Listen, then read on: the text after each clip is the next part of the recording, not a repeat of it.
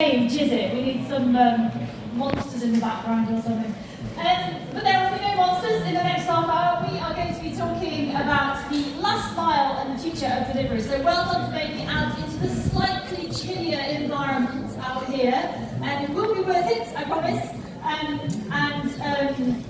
Then we do have, this is one of those interesting topics that I get really into because it's, we take a lot of things. I'm always interested in what's going on behind the scenes. You know, when I was a kid and I realised that this dates me, when you bought something you had to go to a shop. And even when you had a takeaway food, like you had to go and collect it, that was a thing. It wasn't to bring to you, it was a takeaway. And then, you know, now we just take for granted that we don't even have to get out of bed. You can literally order something, and if you stay in bed long enough, it will arrive at your door before you've got up. And I think this, you know, and that means there has to be a system to deliver things to us. And so, how does that system work? It's quite a new thing in some ways and quite an old thing in others.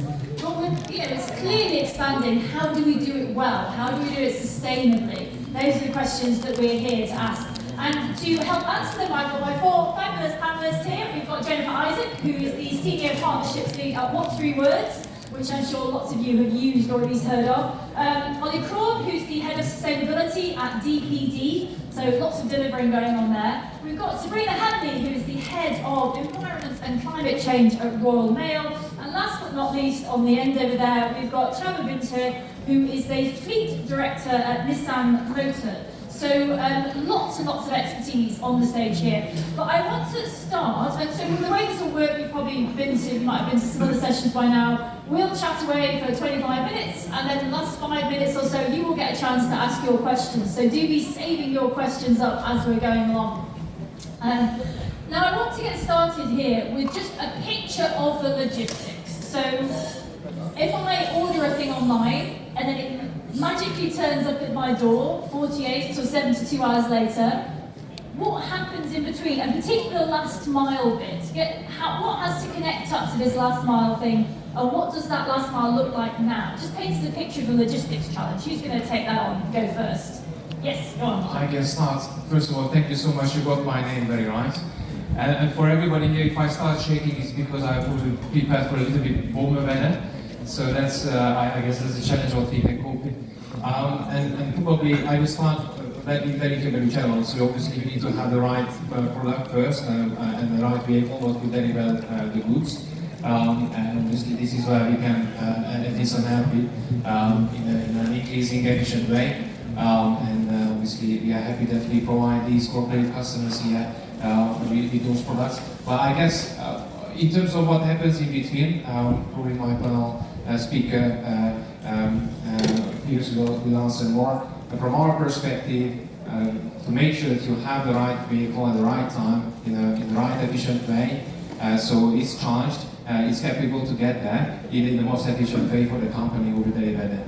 So we need a vehicle, that's part of it. What else is this system? Go on, well, Ollie perhaps first, and then Zarina. So obviously you order that item, we will go, the delivery company will go and collect that item, either a van if it's a small customer, or a larger truck if it's a huge customer. That usually goes back to the depot or the hub, it's gone through the sortation mechanism, then delivered to the depot. The following morning, that's usually put into an optimization of the route, loaded on the van, scanned, and then finally delivered, hopefully, on an electric vehicle and signed by yourself and your house. So that last little bit, do you have anything to add to that, Sabrina? Yeah.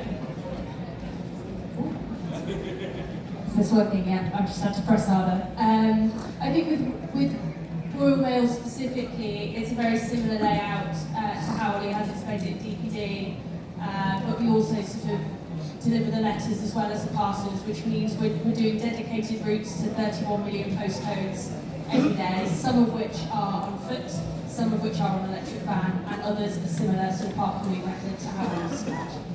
So let's get to, I mean, the reason we're here discussing the last mile of delivery really is not that, you know, Royal Mail has been delivering things for a long time, but we are ordering a lot more, and what that means is, there's also lots of companies, you know, if you look, I think, you it's not that long ago, there was only one way to get anything delivered, and now the number of delivery companies doing things in all these different ways is enormous. So what is it that, these things are filling up the streets, right? There are more vehicles, that's a start. There might be vehicles of different sizes, because if you need to deliver something urgently, you don't take a great big vehicle with only one thing in it. So you need, this is a really, this is the complication of this last mile. Let's start with navigation, because we haven't heard from you yet. But then I'm interested in why the last mile is such a big deal. But let's start. Sure. So certainly at What 3 Words, in terms of the logistics of the delivery, where we come into our role is being able to communicate a very precise location in a very simple way. So we're offering customers, for example, the opportunity to take their What 3 Words address, put it into the retailer's website, or to their delivery app, or to their DVD app, and that then gets pulled through like an address and is used by the logistics company to deliver to a precise location. So just in case there are people in the audience who are not familiar with What 3 Words, just very briefly tell us what it is. Yeah, very quickly. We have divided the entire world up into 3 by 3 metre squares. Every one of those squares has been given a unique 3-word address, and that can be shared, it can be spoken into our free app, and it can be communicated very simply and used to navigate to that location. So on this stage we've probably got two squares, which I should have checked, but I didn't. But the idea is that instead of having an address which is, sort of you go from your street all the way down to the universe, it's just 3 words, and that deals with all of that. Absolutely. So it allows you to specify exactly an entrance for a building, for example, or a spot in the park perhaps you want to order a pizza to, and it doesn't have an address, but you can give a What 3 Words location, and it will be delivered to you on that picnic line in the park. Okay, so let's get to this why last mile is complicated and why it's worthy of discussion. Who wants to take up that? Yes, Sabrina.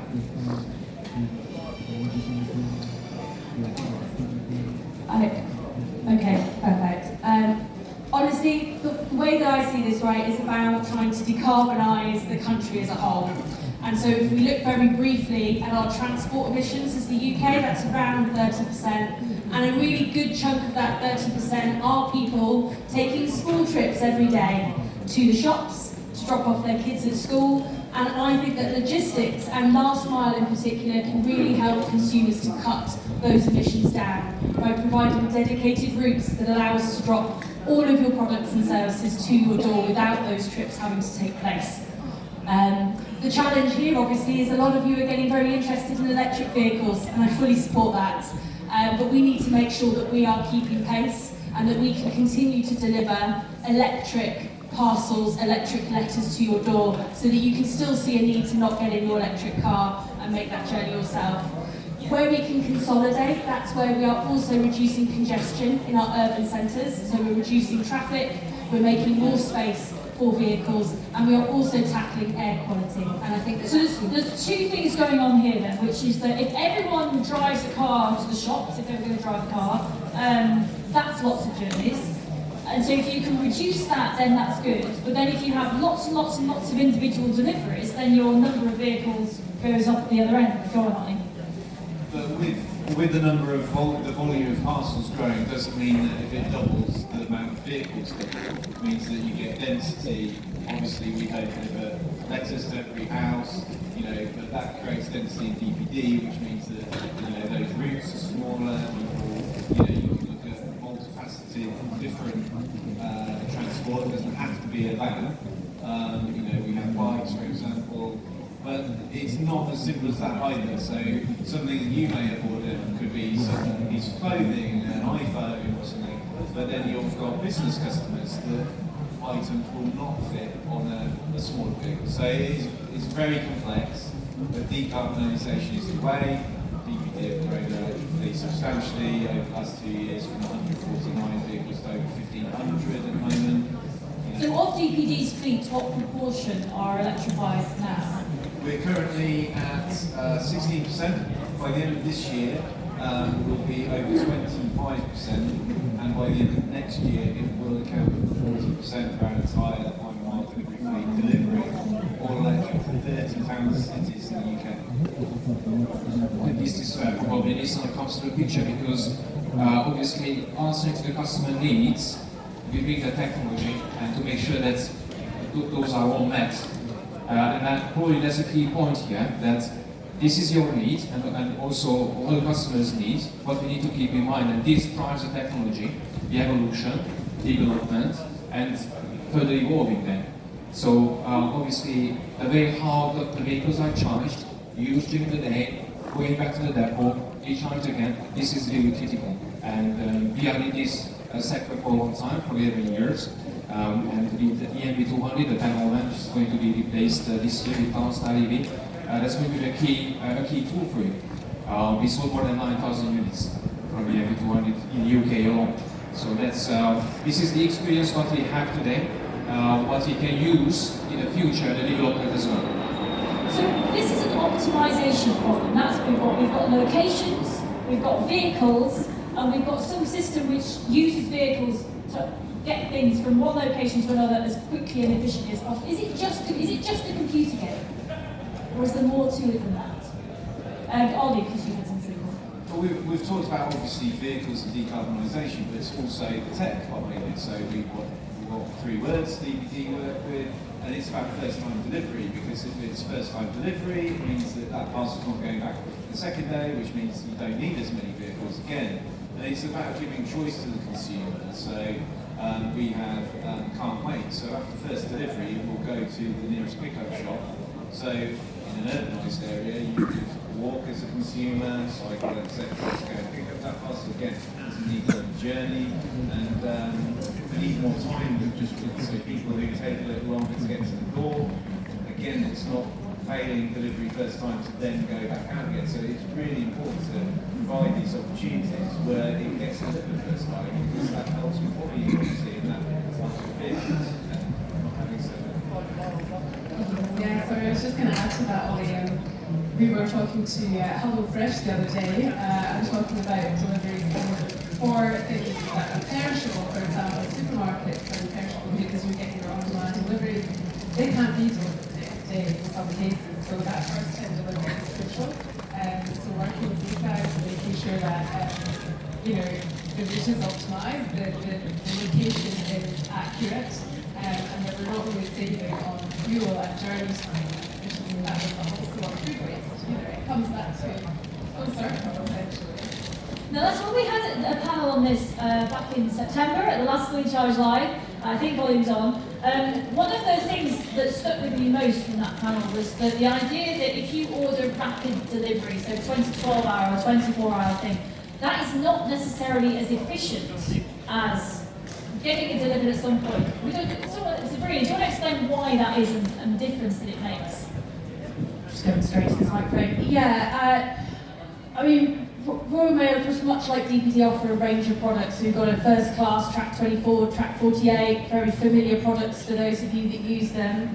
The real difference is our network, so our distribution that takes your parcel from, say you're in Exeter, you post it or you put it in your letterbox. It's that launch from Exeter to the nearest city where it can then be delivered on that final mile.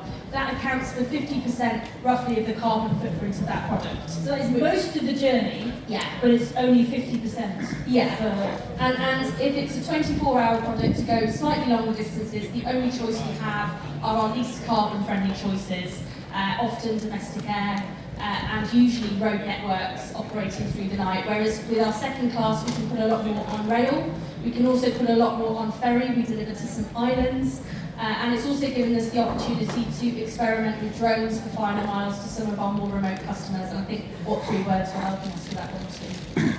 So basically there's an efficiency thing, which is that you can't have speed and efficiency to some extent. Or go on, Ollie, you're making a face. Well, DPD is a very different model, and we need the volume. If you hold stuff, actually you may become less efficient. So I don't know about people's working habits now, but if they're all working from home on a Friday and decide to have everything grouped together for a Friday, it's not just that one individual, it's suddenly the whole town or the whole village, which would mean in a week you've got little volume, and all of a sudden on one day you need like 5 times as many vans. So it's about putting through in the right sustainable way that volume and getting it delivered, because it means you have that density of delivery, you utilise those vehicles are full and not half empty. So again, it's very, very complex, but speed doesn't necessarily mean that it's not sustainable. Maybe asking for something to be delivered in an hour, that's a different thing, but through that process, 24 hours, it works for us. So how do we track sustainability? Like, is there any way at the moment for a consumer to know that if their parcel gets delivered this way rather than this way, it's more environmentally friendly, or someone's thought about these things? How do we know? From Royal Mail's perspective, and DPD have got very similar tools. I'm sure we're in a very similar space here. You can log on to our app, and if you're tracking a product, it will tell you what your carbon footprint is.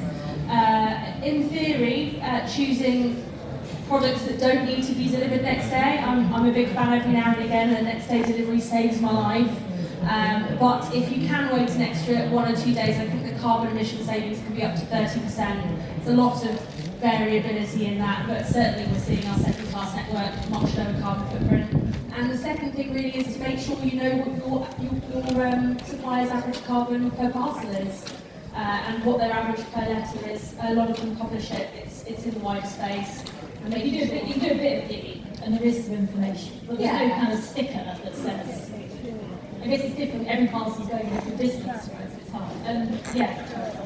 A different angle to this.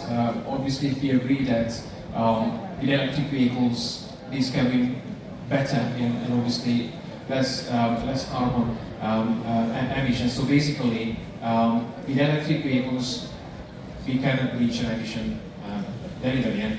And the key point is how obviously you shift and you make the transformation to electric fleets, which is not only about the product, but it's all about everything around it, the infrastructure, what you use, but also how those are charged, where those are charged, and how those are used during the day. How do you operate that as a fleet? So I think there's a big part in making it more efficient, and the big part, if those are all those will all shift to electric vehicles, that will be a big step forward. Well, let's come on to the type of vehicle then, because I think that there's a lot of sort of chatter in this space about drones and autonomous vehicles and e-cargo bikes, and all of these are possibilities. They probably all come with some complications as well. So in terms of the new technology that might be possible, I guess people talk to what through words about what's good. So perhaps you see what's the range of what you see coming down the line. I think certainly with new technology, and let's touch on drones, as we mentioned, we did a trial with Royal Mail to deliver a package to the Isle of Mull, I think it was in Scotland, and some remote areas are very difficult to get to, and also very difficult to identify or to communicate. So great for that, great for emergency services, things like that. So this is a real thing. I mean, in principle, drones are. In some situations, they could be a solution. And I think the challenge has traditionally been that they're very, they may be seen as complicated to the general user because they tend to use coordinates. And the beauty of being able to do a what three words address is that it's a simple way of communicating coordinates, essentially. It gives you that accuracy. But it's an easier thing to say, it's an easier thing to remember. So hopefully, with drone deliveries being more common, we're helping open up that market to the general consumer. But yeah, drones, unmanned vehicles, it's sort of endless now what we're seeing. And do we know anything about the complications of those technologies? Because obviously, I can see that if you've got a bit of everything, that's actually quite complicated. Whereas if everyone agrees that we're going to have some kind of autonomous pod that does delivering, and it's the same kind of autonomous pod, and here are the rules on the road for it, that's kind of a simpler thing. But how do we deal with mixing up all these potential technologies? I mean, from our perspective, we've had to take and it's interesting, we can't take kind of a national broad brush view on the technology we want to use. The more that we delve into this, every single city, every single town in the UK has got its own specific challenges and its own specific environments. For example, Cambridge has been a very easy win for us. in terms of the cycling infrastructure and using cargo bikes. In London, the safety issues for our staff and the size of the parcels we need to get around London have made that really difficult. But then there has been some real great progress on using boats along the Thames. And so, for example, you have to really, I think, take a very holistic approach. And it's a different challenge for us. I think a lot of these decisions on what vehicles we would have and what our priority was very sort of corporate-led at the centre. And what we're seeing is we have to come up with ways to allow our managing directors in regions to make more of these decisions for themselves. It is a challenge for us. So anything else, I think, what are the new technologies, and how much is this better use of existing technology, and how much is it shiny new drones and robots and e-cargo bikes and that kind of thing? Any other contributions? The only other thing I would add to that is certainly in the traditional sense of delivery, where we've got large items being delivered, we're seeing the likes of AO or PGS who are delivering perhaps furniture or huge appliances, using what three words to make sure that they're getting to the right place so that they're not going up the wrong set of stairs 5 flights before realising they're at the wrong door. So things like that, as well as bikes and drones, it's becoming more commonly used for efficiency. And how much does it integrate with packaging? Because this is slightly off topic, but it is and it isn't, because one of my big B's in my book, like the number, I don't have things delivered that often, I think, but the number of times I've ordered, like literally sometimes a pair of shoelaces, and it comes in a box that could have taken a TV, and then there's all this packaging, and I'm like, I don't actually. It's really ridiculous for the packaging just to come one way. Is anybody thinking for last mile deliveries about some kind of standardised packaging so that I take out my pair of shoelaces and then the packaging somehow gets back to be reused? Is anyone connecting those things together? Ollie, go on. I think it's really hard because we're not the people packaging those items, so it's our responsibility to go to them, try and influence the choices, and not just the size of the packaging, but the content of it, plastic, paper, etc. And also reusable packaging. Could we do that? We've been approached by people, and we try and get them to introduce them to our customers to see, because they're the ones that would have to facilitate that change. And it's not as simple as that. Certain high value products obviously need certain packaging. Again, it's very complex, but it's definitely trying to get those packaging companies to speak to the customer. I think there is a trial at the moment with takeaway packaging, actually, food delivery, where they're trying to standardise the thing, because then if every restaurant uses the same kind of plastic box, then it's easier to go back. So I think it's starting, but it's like, I want to ask about, before we get to questions, I want to ask about how much is this, for consumers, for those of us who are at the end of these things where the only thing we really do is press a button to order something or whatever it is. How much is there that we can do to make sure that the system is becoming more sustainable? And how much is this something that companies and governments and regulators have to take responsibility for? Like, what's the difference in what can we all do, that's one thing, and how much of it is our job and how much of it has to come from system change? I just wanted to add to this previously as well. I think that it's a very good point. It's very important that in different parts of the UK, the change happens in different pace, and we see this somehow driven by the councils, and we have very good relationships with many councils where we somehow together in this journey, because we obviously at least some provide a solution probably for these deliveries, but in terms of infrastructure and the change in the infrastructure, that's driven by the local government in a way, and we see some big differences, and some of the councils are really ahead of this game, and they have a very strong plan and implemented already most of the steps, and there are some which don't have plan at the moment yet, but I think it will be. I think from a consumer point of view, it's returns. When people buy 5 of the same item, for example, one fits, they then have to return. So that's huge volume of quantity. So it's wasteful to shop in that way. Potentially, and I think I saw on the news on the BBC this morning, there was a website where you could virtually try on your clothes, so you sort of knew what you were wearing. Obviously, sizes are a bit different. But I think from a consumer perspective, it's that. I think from a business perspective, obviously we have to decarbonise as quickly as possible, look at solutions, and obviously provide clean cities, reduce congestion, waste and journeys. Obviously returns would help, obviously, as volume taken out. So, yeah, I would say they're the main points. Anything to add, Sabrina? No, returns is a really, really interesting one. It's a challenge for the industry as a whole.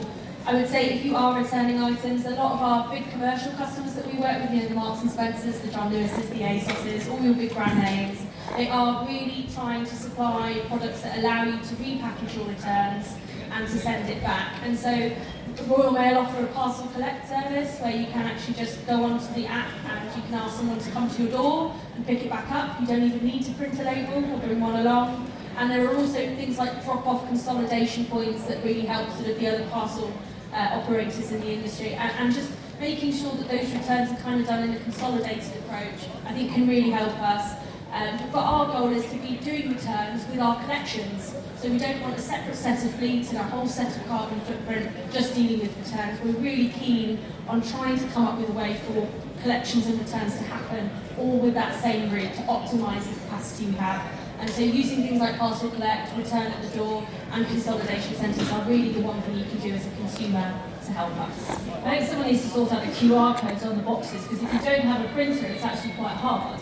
But if you've got a box that arrived with a QR code, in principle, you could leave with the same QR code. Anyway, and we haven't even talked about local pickup points, which is another thing. But let's let the audience, we've only got five minutes left. Have we got any audience questions, any burning questions? The way this works is you have to come up to the microphone at the front here, I'm afraid, if you've got a question. Is that someone with me at the front? Yes? Well, now it is. Okay.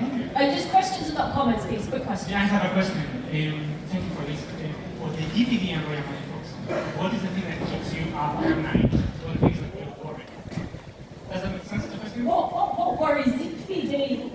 And Royal Mail, like, what are the things that you're at night worried? Like, I don't know how this is going to find out. Is that anything? I don't know. And I would appreciate that. Yeah. Thank you. He was hoping to keep that secret. Go on. I think integrity and honesty is extremely important. We talked actually about how consumers will know their CO2. Well, one of the problems with that is that people monitor their emissions differently. So, you know, it's not apples to apples, so it can be quite complicated. So it's about trying to be as transparent as you can. The thing that is the biggest challenge for the DPD is that we are moving so quickly with electrification of our fleet that charging is becoming an issue. We need people to really push forward. Our business model is obviously very different to Royal Mail, so our drivers own their vehicles. You know, although it has DPD branded over it, it needs to charge potentially at home or public charger. We do have facilities at depot as well, but they utilise that vehicle to go to home and back. So, you know, I think people, the public, think public charging is car charging. I think there needs to be a different perception of that, and an education and awareness of it. So, I think it is, yeah, it's interesting, especially in London, that if you look at these onboard chargers, there are quite a lot of commercial vehicles. It's becoming much more noticeable now, I think. Have we got another question? Yes. Could we have just so we have a gender split of questions? Thank you. Thank you. I was wondering, what regulations do you think are the ones that really help you have the environmental goals that are in place, or which should be in place so that your business can actually focus on that? Basically, what enables you as a business from a regulation Royal level. Yeah, so from a regulation point of view, I would say one of the big areas for me are the ultra low emission zones and the zero emission zones coming into cities. I think that my business, Royal Mail as a whole, are very interested in electrification. It works for us, it works for our model, and really it's just a chance of deploying it as quickly as we can. More vehicles, please. And really that just supports the ambition in some cities, particularly our net zero ones like Oxford, Bristol, Glasgow. I'm not sure they would have been as high on the pile if those local governments and cities hadn't taken action to turn their urban centres into ULEZ zones. So I think that that's valuable and we support it, and it helps us to transition. It provides funding to those areas that we can utilise. It upscales the charging that we need in the areas. And then I would say from a non-legislative point of view, I think our customers and our investors, the people that want Royal Mail to succeed, are actually doing more with their voice, what their demands are, our customers are asking for it. I think that that's pushing us to do more every day, so I'd say more so than the government legislation at this point. We are pretty much out of time, so we're going to finish over to 10. I would add a thing, which is actually something mentioned at the end of my last session, which I think is a good one, which is that we keep hearing in these sessions about the importance of local government, and there are elections next week, local government elections. So if, I encourage everyone to vote as a matter of principle anyway, but do look at what they think about all of these things, because you've got a voice, right, in your local area. Anyway, so I'm sure the panel, if you've got any extra questions, they will be down the side of the stage. We'll not really get to ask them if you would like. But before then, thank you very much and well done for braving the cold.